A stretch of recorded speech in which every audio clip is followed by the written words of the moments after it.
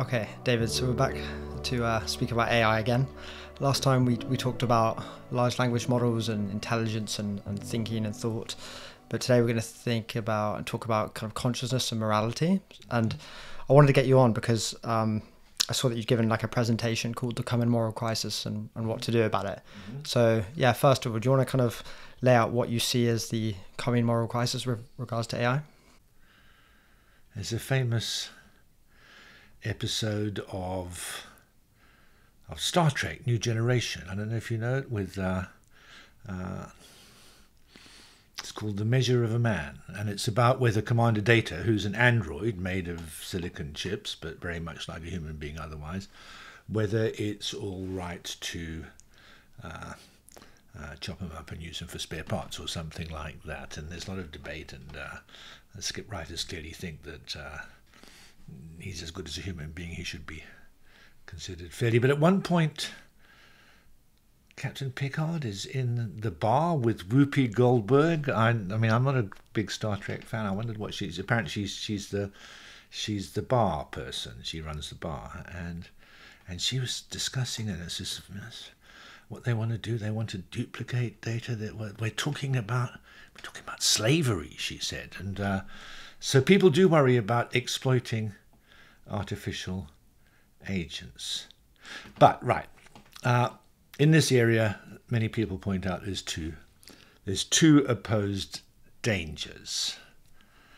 I mean, on the one hand, there are people who say, "What are you talking about? Why are you worrying about mistreating these? They're just machines. They're just little bits of software. They're not humans. They're not persons. We don't have to worry about whether they suffer or not. They're just machines."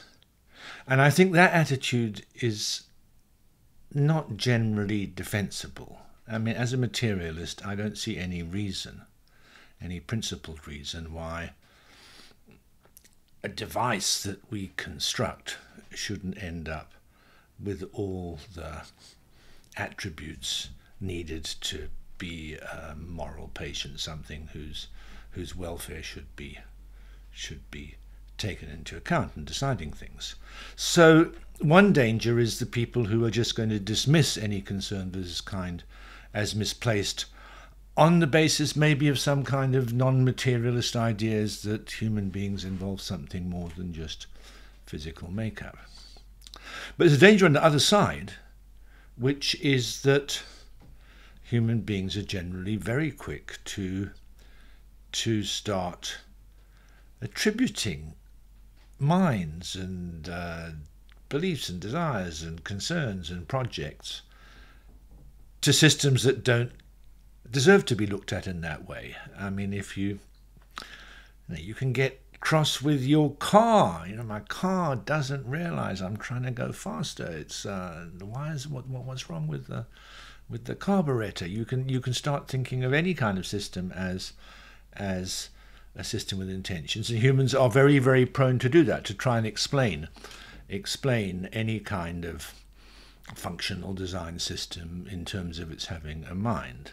And so there's a contrary danger that people will be too quick to see systems that really are just sophisticated computing devices as possessed with a mind and in need of moral consideration.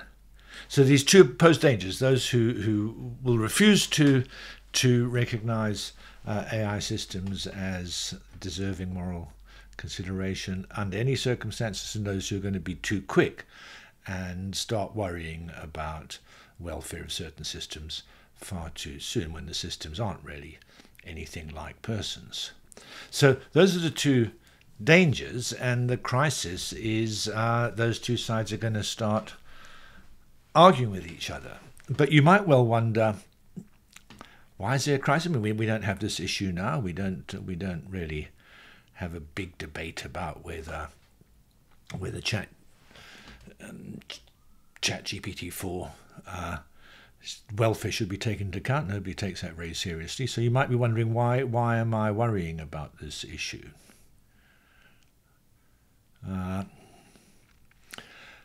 But I myself think it's going to become a real issue quite quickly. We talked before about how much needs to be added to the large language models we have now to have something that's of human-like intelligence, and I don't think there's that much that needs to be added. There's a further question: even if you have systems that are intelligent, are they going to be at all human-like? I mean, will they just be rather simple systems who use their intelligence to figure out how best to move the hire cars around America, solve various logistic problems that are hard for human beings? I mean, you can imagine having lots of AI systems doing things like that, doing all kinds of computational, organizational things that won't really make them very much like humans. They'll just be like fancy calculators. But there is one area where I think the kind of crisis I'm talking about is going to emerge, and that's use of artificial systems as social companions. And I think that's something that's already developing, and is going to become a big thing quite soon. I mean, it's very strange and worrying, and if governments are going to regulate the development of artificial intelligence, this is probably, if you ask me, the first thing they should look at. I mean, people are going to get artificial companions. I mean, there are already companies that you pay money to, and they give you an artificial companion. I mean, it's a machine that talks to you and asks how was your day and cheers you up and so on. And so far, they aren't very sophisticated, but I mean, they started before there were large language models, but now they'll be built on large language models. And I think they're very quickly going to become very human-like. After all, they'll be designed to react and respond and discuss things just like a human. And they will be the more successful, the more useful for their purpose, the more human-like they are. And we can imagine they're going to be smart, they're going to be just like humans. I mean, will they have bodies? Will they have bodies like humans? I mean, in fact, that turns out to be technologically rather more challenging thing than just making them smart like humans. That whether or not they're embodied, people will come to be concerned about their social companions and want them to be cheerful and not distressed, and they'll start taking their concerns into account, and people like that might well start worrying about other people's social companions and whether they're being treated properly and so on. So we're likely relatively soon to have a appreciable body of people who are seriously exercised about the treatment of artificial systems. And at the same time, we're going to have a substantial body of people who say, you guys are just crazy. You're just talking about a bit of software. How can that have feelings? How can that be upset? How can that be suffering? And so I think the moral crisis I was presenting earlier in the abstract is going to become a real thing fairly soon. There will be these two sides, and it's not clear how to resolve the issue. When we have these advanced AI systems and companions and so on, what exactly are the things that that could happen that you think would be morally problematic? Like, what kind of, is it suffering? Like, what things could actually be bad about these things being around that we'd have to morally kind of worry about? If it's just a system very much like a human, you can imagine an owner of one of these systems finding out what it doesn't like, and then in a kind of malicious, sadistic way making things happen that the machine doesn't like, make things happen that causes the machine to suffer, perhaps withholding companionship, perhaps making the machine think badly of itself, perhaps gaslighting the machine. There's various kinds of psychological mistreatment, and I can imagine some people finding it fun to go in for that kind of thing, but other people might well feel that that's terrible. But one thing we might think about is many people think this issue of moral patiency, which systems are deserving of moral concern, is tied up with the issue of consciousness, that in order to figure out who is right, the people who say we should worry about the welfare of these systems, the people who say they're just calculating machines, in order to figure out who's right, these people say we first need to address the question of whether the machines are conscious. We need to look to the science of consciousness to tell us whether any of the AI systems we have, or ones that are coming in the future, have the wherewithal to be sentient, whether they will consciously suffer, consciously think of things, consciously have hopes and fears and disappointments. And then the thought is, well, to the extent that they are conscious and suffer consciously, then of course we should consider their welfare, and to the extent they don't, then we don't need to worry about it.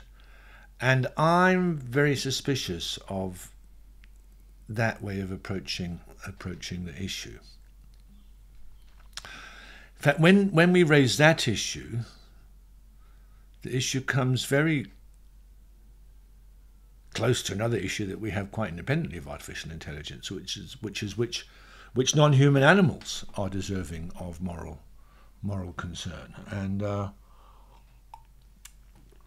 there's a very active debate about that in philosophy and elsewhere at the moment. Most people think that mammals clearly can suffer, and we should worry about the welfare of mammals.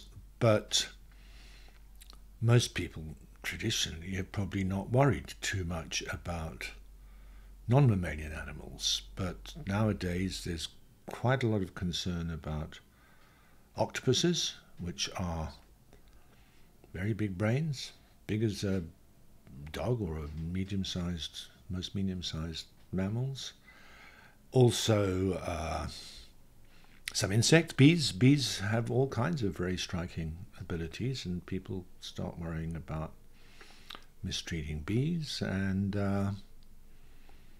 also decapods, crustaceans like lobsters, crabs, shrimps, again show quite a lot of interesting features of intelligence, and people worry about their welfare. And then there's a great project of deciding which animals are deserving of moral concern, and most people think of that as pretty much the same project as deciding whether they're sentient, whether they're conscious. So my friend Jonathan Birch, across the road at the LSE's, just got a book coming out called The Edge of Sentience. He's very active in this area. He's advised the government, British government, on treatment of non-vertebrate animals.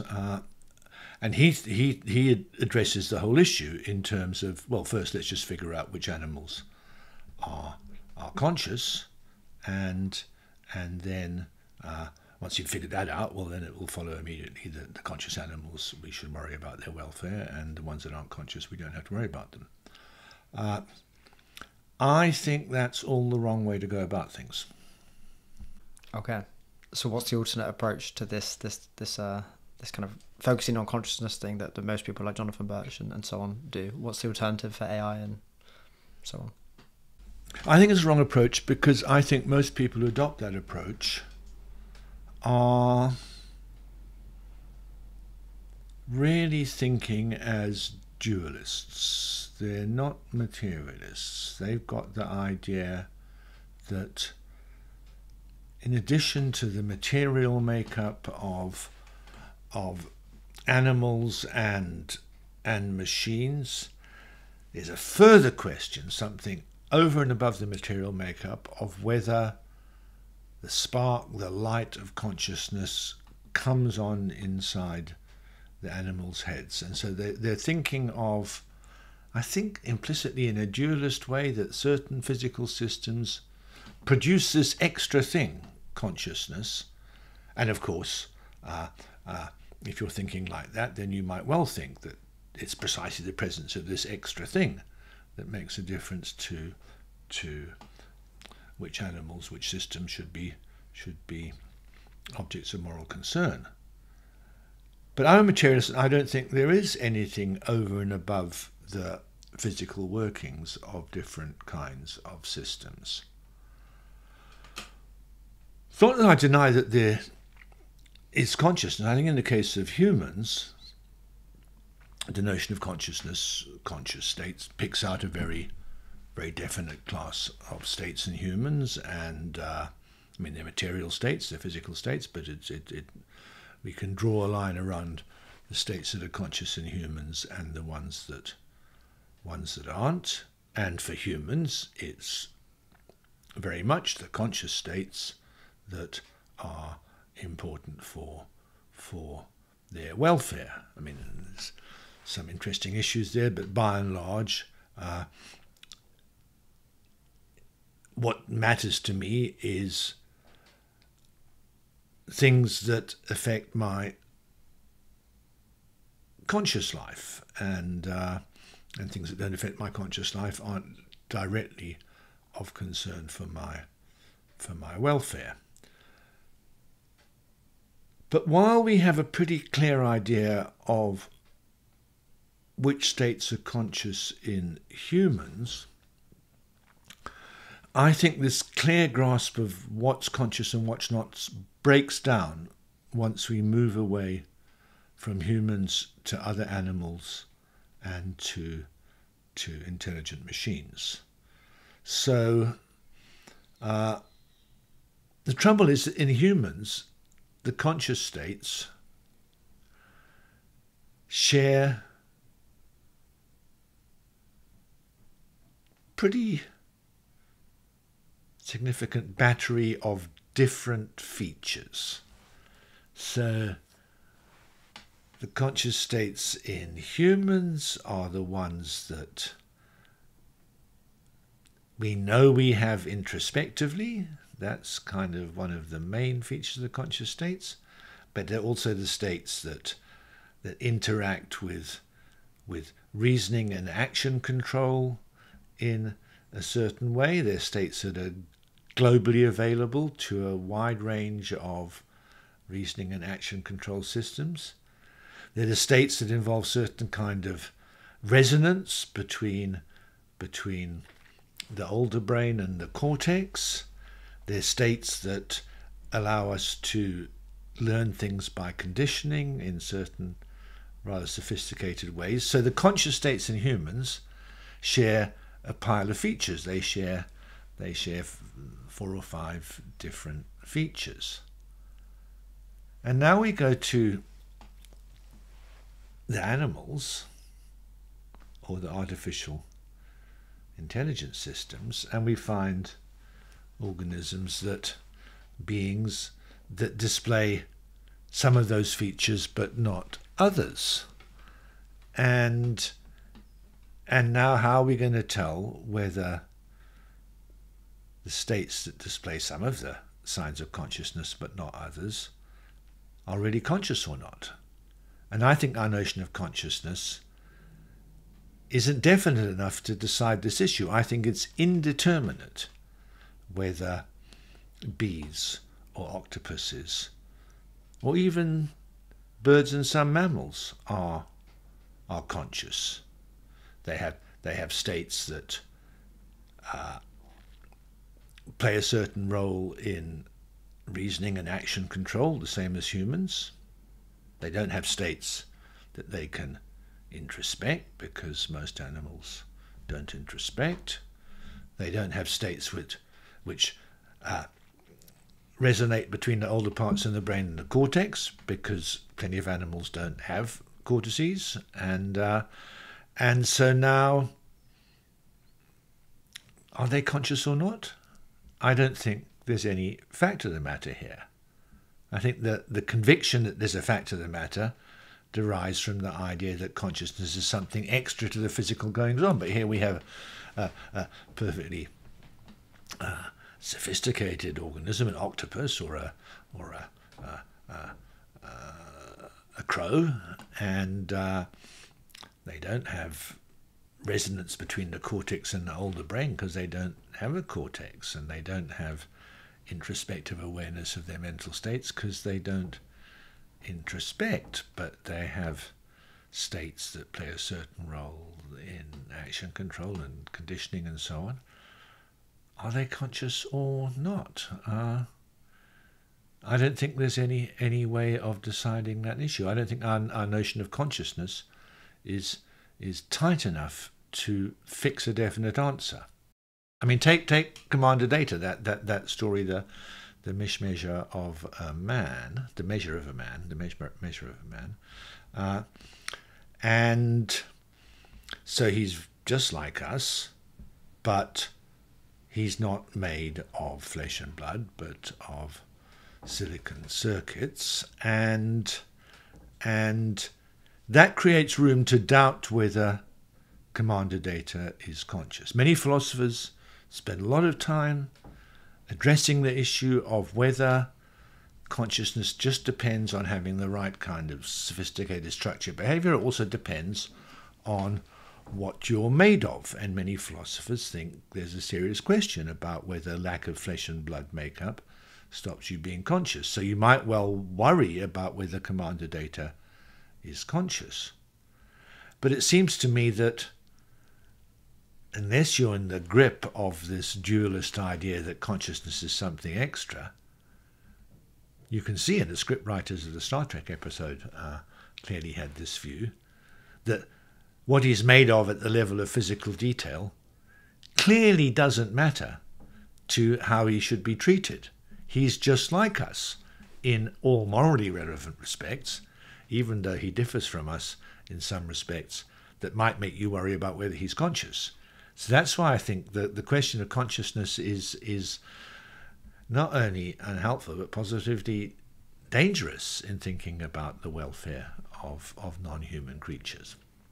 So implicit in that is my answer to your question. We should try and decide which creatures are deserving of moral respect by directly attending to their workings, to see what kind of psychological sophistication they have, what kinds of projects they have, what kinds of plans they have, what kinds of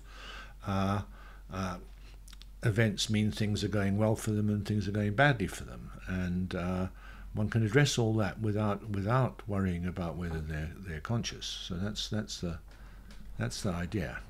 Could you give an example to help describe some of those things you've just said about their psychological states and their behavior? Just trying to picture a bit more like what that would look like, what things we need to pay attention to. It feels like some of those things as well are the kind of things that people would use in an argument to say that they are conscious.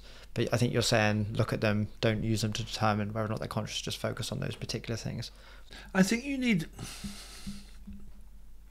systems that have a perspective on the world and have goals and projects and use their cognitive powers to figure out how best to achieve their goals, to make progress with their projects. And once you've got that, then I think you've got enough to say things are going well for this organism or things are going badly. They're succeeding in their projects, they're failing in their projects. And it might be that there's some vagueness here. I mean, there's a lot of research now on crabs. Crabs turn out to be quite sophisticated. Hermit crabs are very interesting. Hermit crabs are little crabs. They're kind of halfway on their way to barnacles. You know, barnacles are not mollusks. Barnacles are crustaceans that build themselves a shell and attach themselves to the hulls of ships and other such things. But hermit crabs don't build a shell, they find a shell and they live inside a shell. And when they get too big for their shell, they shift to another shell. And they will... communities of hermit crabs kind of take turns in moving from one crab's shell. They move out and somebody else moves in and so on.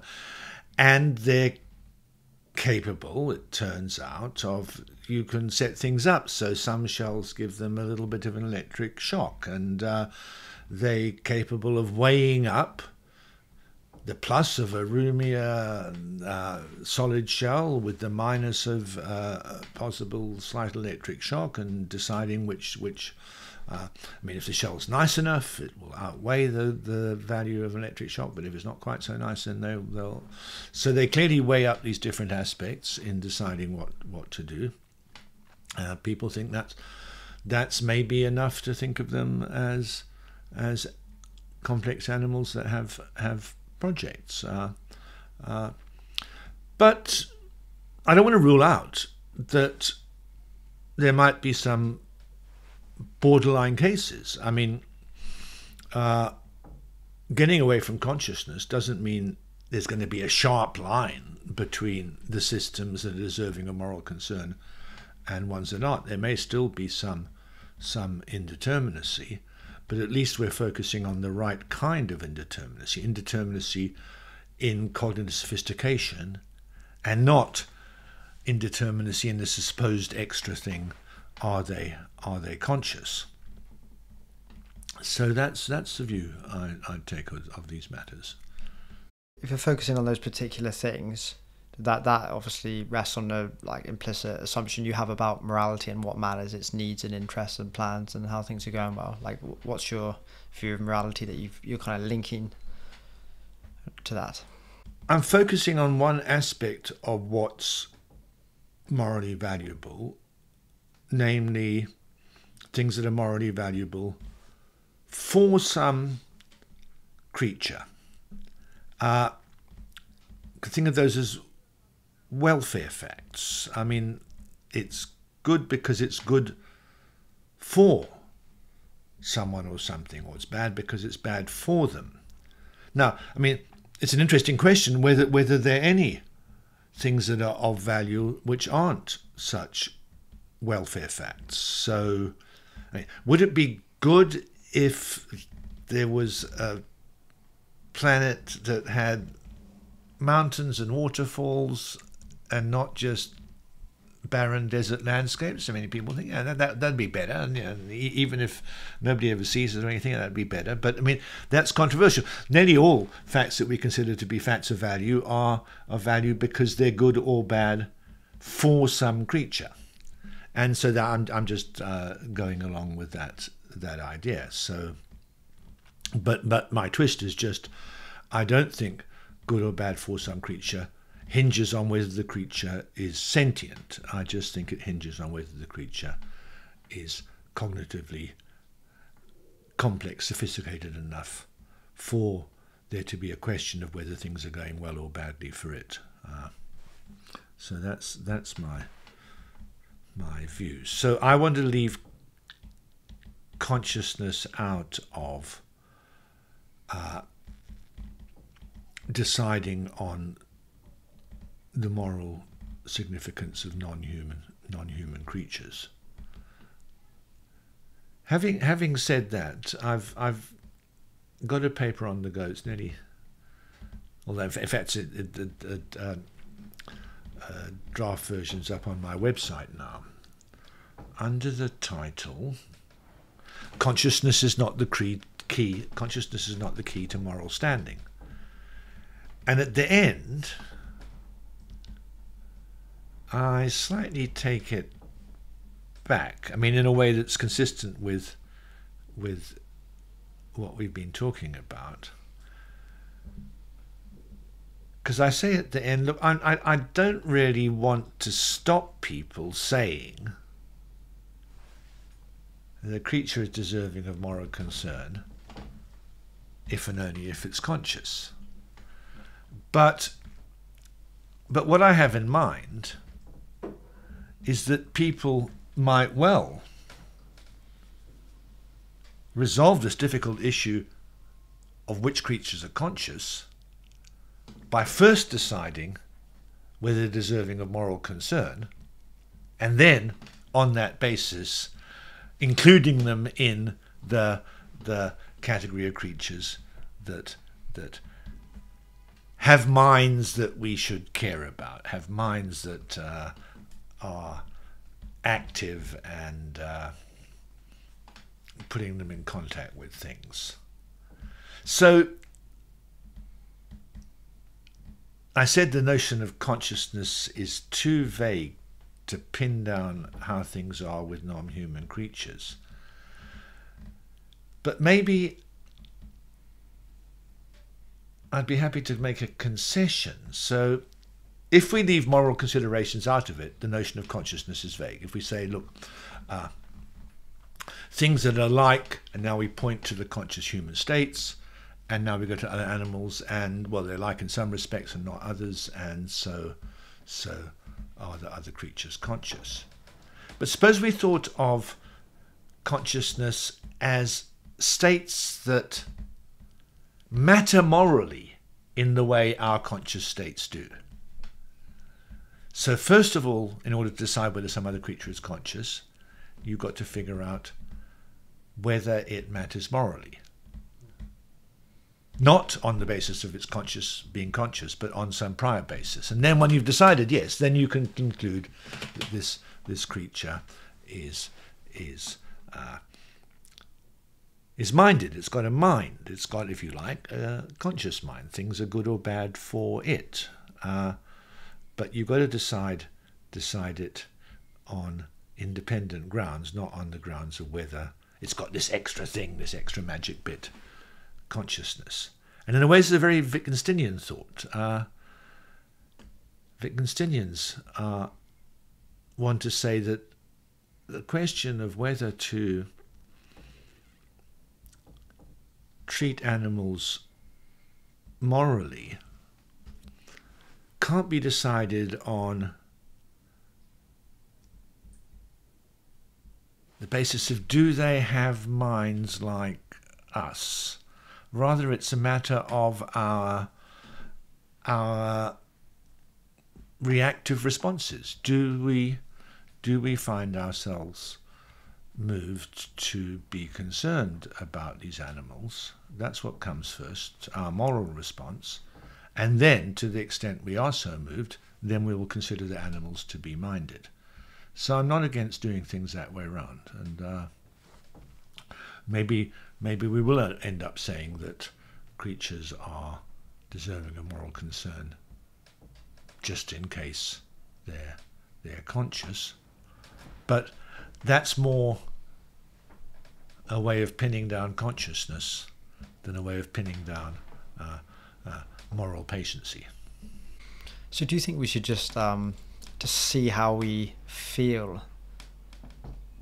Like, for example, if we feel bad for an agent, or care, or feel sad about something, and then use that to decide whether or not we morally regard them. And I have asked that because, as you said earlier, that could carry a worry of that we may just think lots of things are important that actually aren't.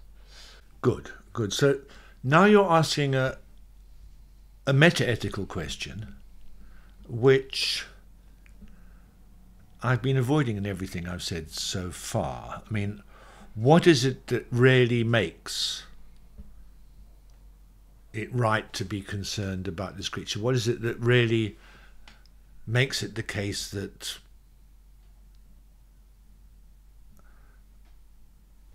a crab losing a limb is a bad thing. What really makes that bad? And I said, put conscience to one side, but still, I mean, this is a bad thing. In virtue, what is it bad? Well, what's the nature of moral value? I haven't said anything about that. I've been completely neutral. Maybe God laid down what's morally valuable. Maybe can be done in terms of some idea of suffering and flourishing. Maybe, and this is your thought, it's something to do with what things engage our emotional responses. And if you ask me, I actually don't think there is any higher authority that decides what's really good or bad beyond the reflective reactions of informed human people. So, if you ask this metaethical question, I am rather inclined to say, yes, if somebody who's fully informed and thinks about it is concerned about what's happening to this artificial creature, they find themselves moved to try and stop it, well, then that's, I don't want to say that's what it is for the situation to be bad, but I don't think the badness of the situation can be separated from the fact in the end that it prompts these human responses. Now, you were worried, look, we're going to get these human responses in cases people can be tricked, where something really isn't very bad. I mean, this is just a chatbot, and we're getting these human responses. But when I said the responses of a fully informed and reflective human being, I wanted to put a lot of weight on that. I mean, it's a responsive of somebody who is intelligent, reflective, and knows everything about the system. So, if it's just a chatbot doing some kind of little formatted sequence of responses, when you discover that's what it is, then you'll cease caring about it. When it's a great big neural net that talks and acts just like a human being and can do all kinds of clever things and seems to be upset about this and that, and you start responding to that, and however much more you find out about the system, you still find yourself responding like that, well, then perhaps I will say there's no further question of whether the responses are right or not. So, but I would, these metaethical issues are difficult, and there's all kinds of traps in the way of the thought that it's right because we think it's right, and I didn't especially want to get involved with these tricky metaethical issues, and most of what I've been saying today has not really taken a stance on that, and ought to be compatible with different views about metaethics. In most of this conversation, we've been talking about what you think should happen. Yeah. But I'm intrigued what you think about what actually will happen, especially given things such as, a lot of philosophers like Jonathan Birch take an alternate approach, and also something you said a second ago, which was, how many people, including myself, are actually fully informed agents able to, understand when to have a certain emotional response and interpret that in the correct way. This seems quite a rare kind of person. So what do you think is actually the most likely thing to happen here? I really don't know. I don't think that the philosophers that I was disagreeing with, those who think consciousness is the crucial thing, I don't think of them as really on a different side in connection with the issue of how these matters are going to play out. I mean, they do not rule out the possibility that artificial systems might be conscious and therefore deserving of moral concern, and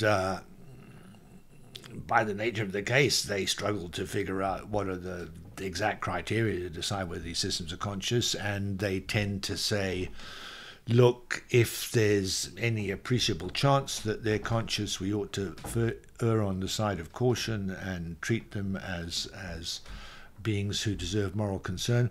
So in practice, there isn't going to be a big difference between the way they respond and the way I am urging we respond. I think they take a unnecessary detour through thinking about consciousness, but they end up in pretty much the same place.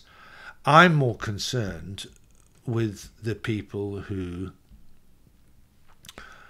are going to insist that these machines are just machines. There's no question of their moral standing. We can use them as we wish.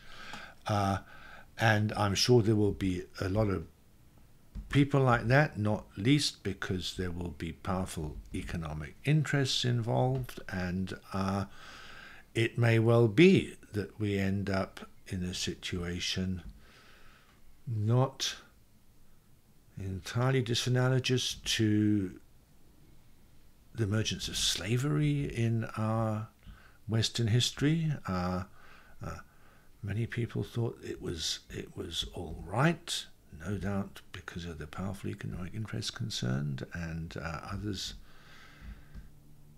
pointed out no, and it was a long and difficult time, awful. And it may well be we end up with something like that in our future. I mean, there'll be powerful interests in play on both sides, and it won't obviously be easy to resolve them. So I'm not particularly optimistic about how this is all going to play out. We will see, and I suspect it's all going to start happening quite fast. I don't think this is like 200 years in the future. I think it's like 5 years in the future we're going to have to start addressing these kind of issues, and it's going to be very difficult. What made you start thinking about this issue? Good question. Well, I mean, my concern is very much to do with, I mean, professionally, why I've got something to contribute is to do with thinking about consciousness, and I thought about consciousness for a long time, and I've always taken the view that when we move beyond the human case, it's indeterminate which creatures are conscious, thinking mostly about non-human animals rather than artificial machines. But once we had large language models, it seemed to me pretty clear that we're going to have human-like intelligence pretty quickly, and then all the concerns about animal welfare start applying to machines as well. I mean, the machines issue is I mean, they aren't going to be like animals. I mean, machines are very different in many ways. I mean, you can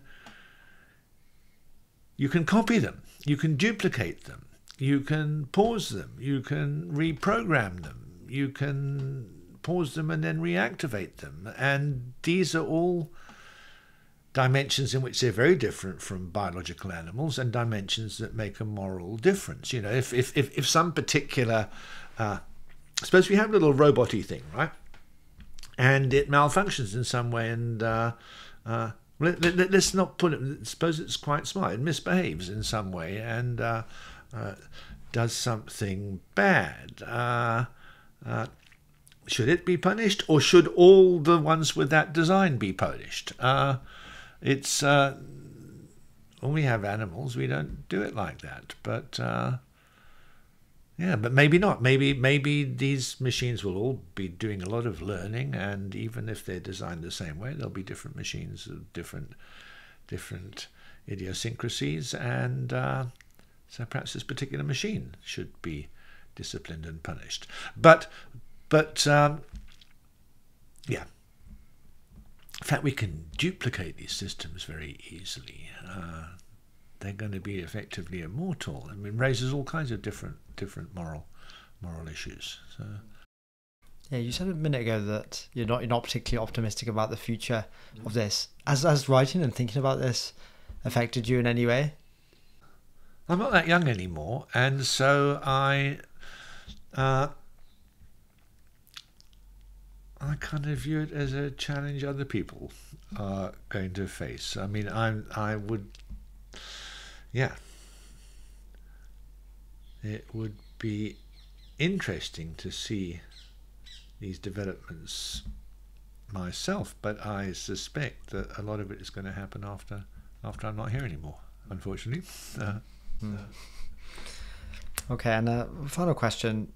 I believe you said at the start of the recording of this lecture that you gave that there are surprisingly few amount of philosophers thinking about this issue, thinking about the risks to us from AI. But yeah, I wonder why you think that is. Do people just kind of think this sounds a bit too sci-fi and weird to think about, digital minds and loads of them suffering? I just wonder why. Yeah, there's not much writing about this area.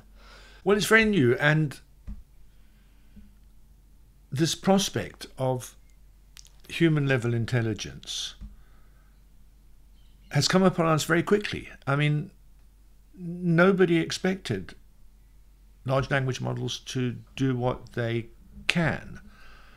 And I mean, there are now lots of philosophers getting into this business, but I mean, not that many people know about the workings of large language models.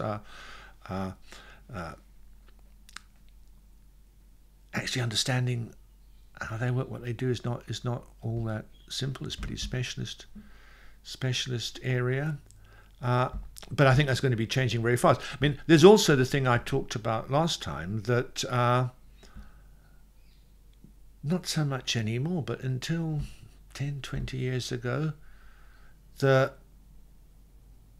dominant ideology among philosophers thinking about psychology generally, cognitive science, artificial intelligence, was that real intelligence depended on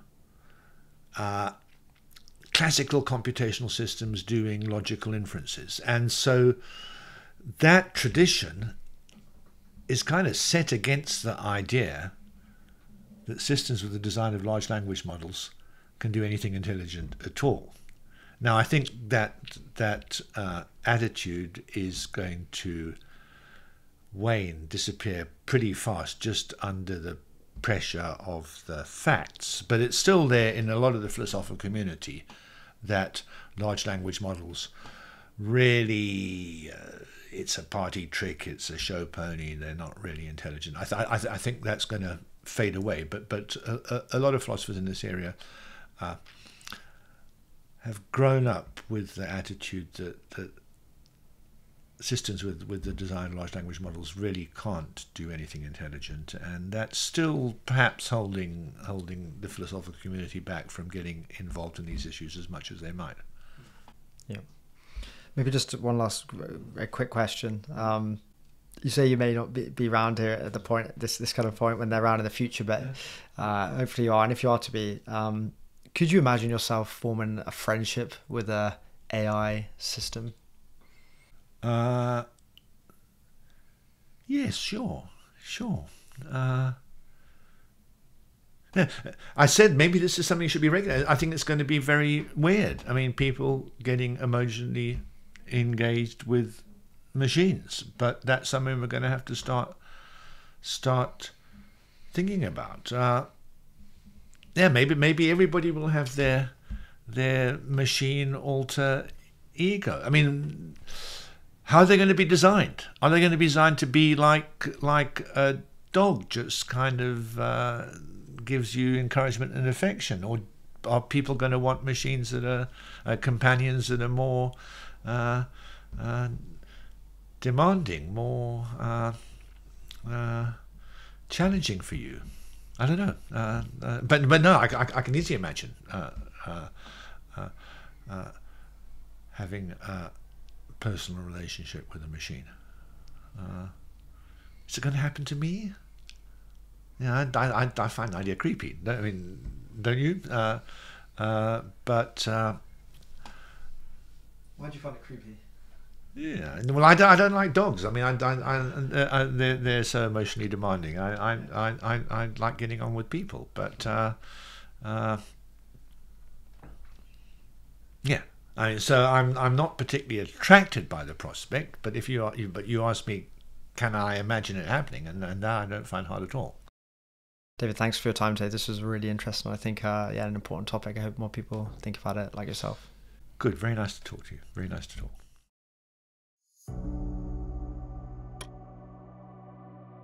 I hope you enjoyed this conversation. If you enjoyed the Human Podcast, please consider subscribing. I hope to see you soon.